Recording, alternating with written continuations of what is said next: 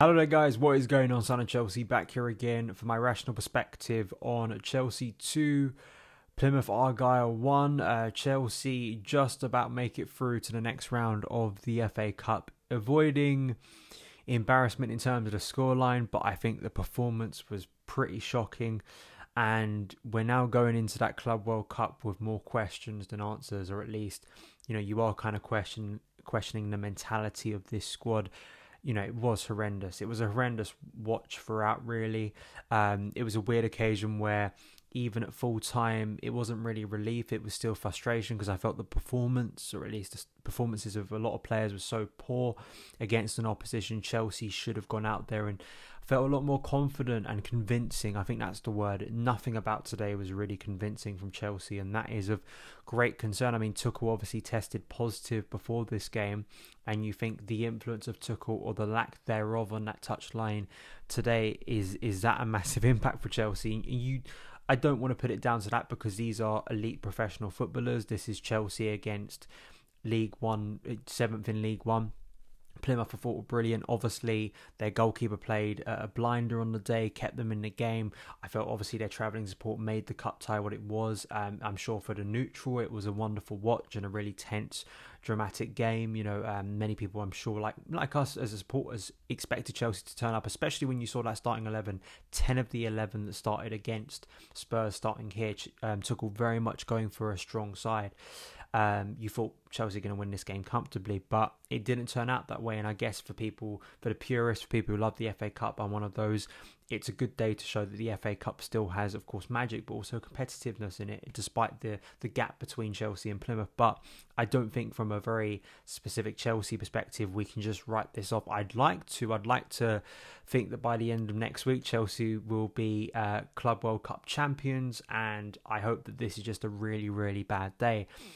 But it was really concerning for me, especially after a bright first 10 minutes. It felt like that goal from Plymouth really rocked Chelsea, and I was starting to see very basic things going wrong. The first touch, the lack of communication between players, and just generally the way Chelsea were almost frightened or shocked by the fight that Plymouth showed. And against the League One opposition, as I say, Chelsea are European champions. They're supposed to really go out and win this game convincingly, and they just didn't.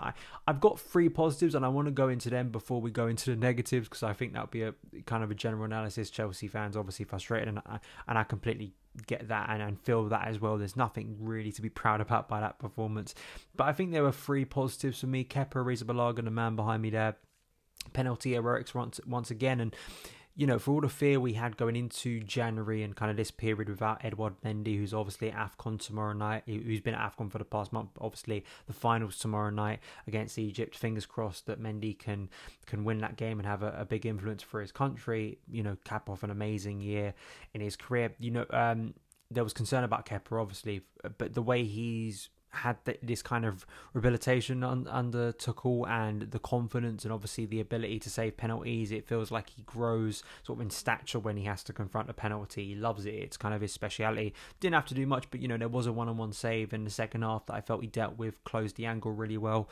and it's just good for him, good for his personality. I don't think he should be ahead of Edouard Mendy because Mendy's been exceptional, but it's great to have, at least for the rest of the season, this backup, and maybe it could lead to Kepa getting a fresh start somewhere else when you think about where his stock was 12 months ago compared to now. So he obviously saved not only Malang Sarr's sort of embarrassment for the mistake, which could have cost Chelsea a lot, but just kind of the way he's viewed now, I think, by supporters. I think he obviously has things within his game that aren't as good as Mendy, that sort of dominance, but even at corners today, I felt that he dealt with them pretty well.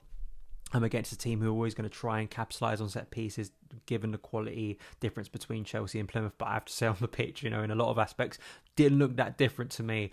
Ziyech, I thought Hakim Ziyech, it's great to see that Ziyech, especially in the 4-1-4-1 system, it definitely suits him a lot more. I think he was trying to probe, he was trying to make things happen. I think him and Mace were really linking up well. You kind of saw that connection they had against Spurs really continuing. I think that's a big thing for, I think, Hakim Ziyech to have that consistency now.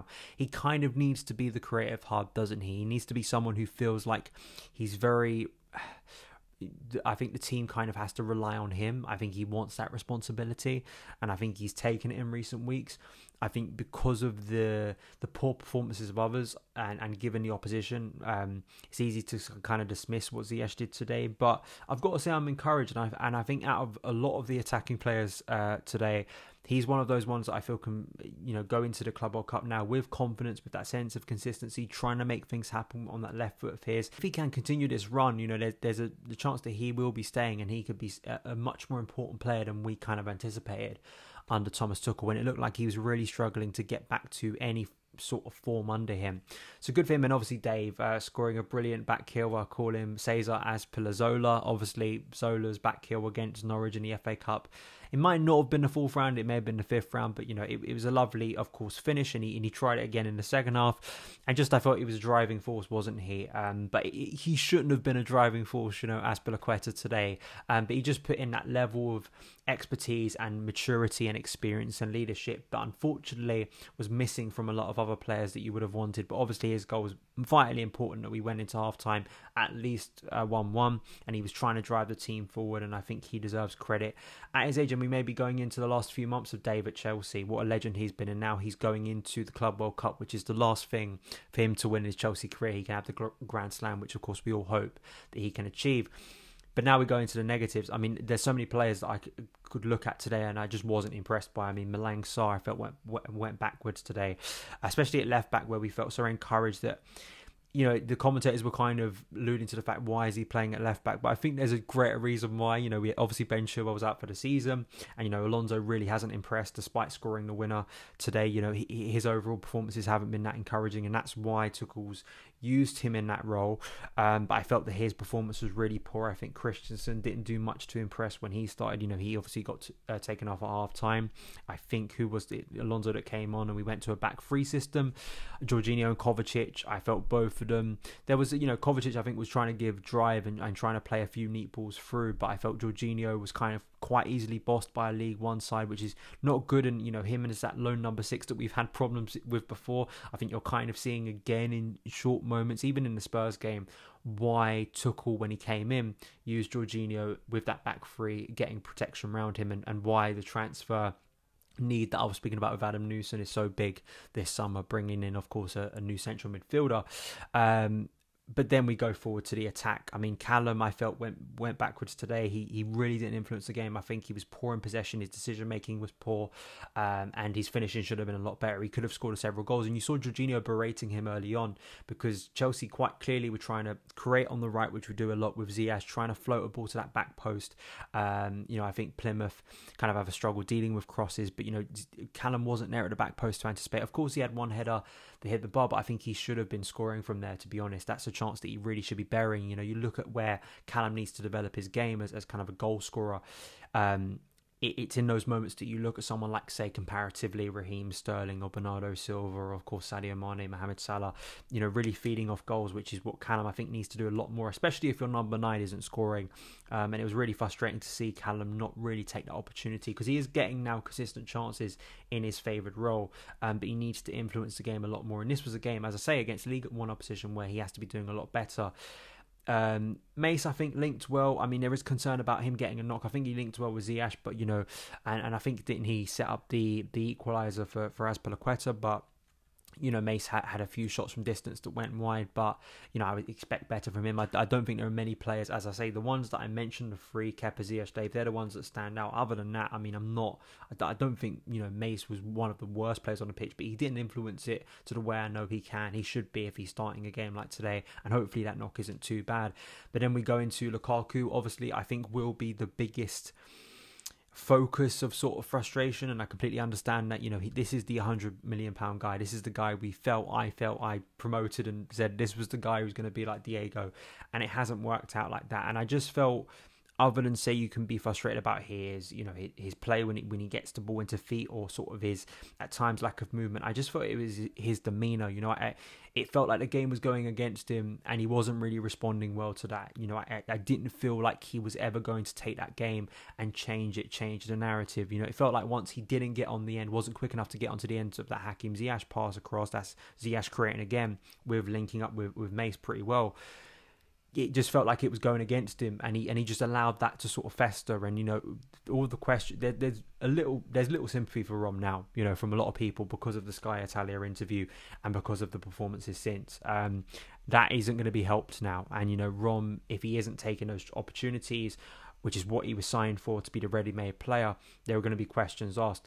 And you look beyond Lukaku, really. Look, Werner and Havertz, of course, combined well to set up the winning goal for Alonso, but I felt neither of the players really impressed me. I mean, Kai Havertz drifts far too much through games for me, especially this season, and especially Werner, I just felt was pretty poor, to be honest. 5 seconds on the pitch and he's offside, and there were just moments once again where you're just technically he's just so far from what we should be getting from a player of his fee and his level before joining Chelsea. And it's just frustrating because you look at what is that, over 200 million Lukaku, Werner, Havertz, and you look, say, the way we sold Tammy Abraham, who was a regular goal scorer for us in the FA Cup, and the way he's performing at Roma this year. Or you look at, say, Amanda Broja playing well at Southampton. You look at Conor Gallagher, even from a central midfield role, scoring goals.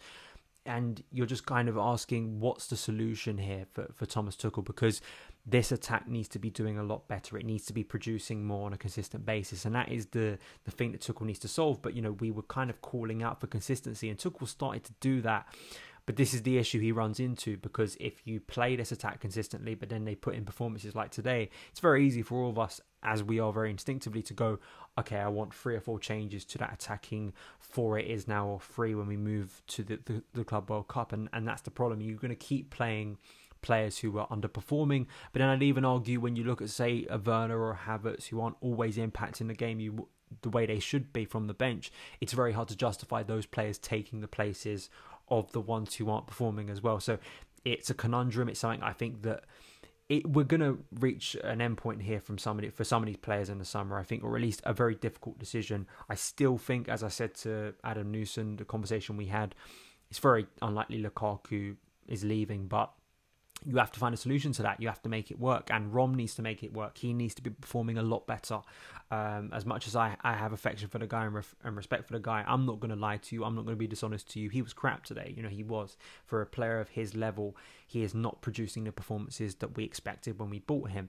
And even if he's had injury problems and, the system at times maybe, or he's making runs and the balls aren't coming towards him, we're playing against Plymouth Argyle at the end of the day. This is a game he needs to be scoring 2 or 3 goals in and really dominating. It's just easy. We move on to the Club World Cup. He didn't do that today. He was so unconvincing.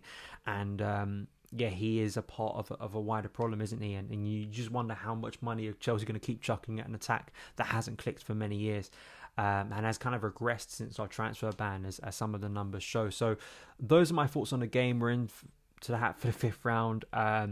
It's got to be a lot better, and obviously we hope to call a speedy recovery from COVID.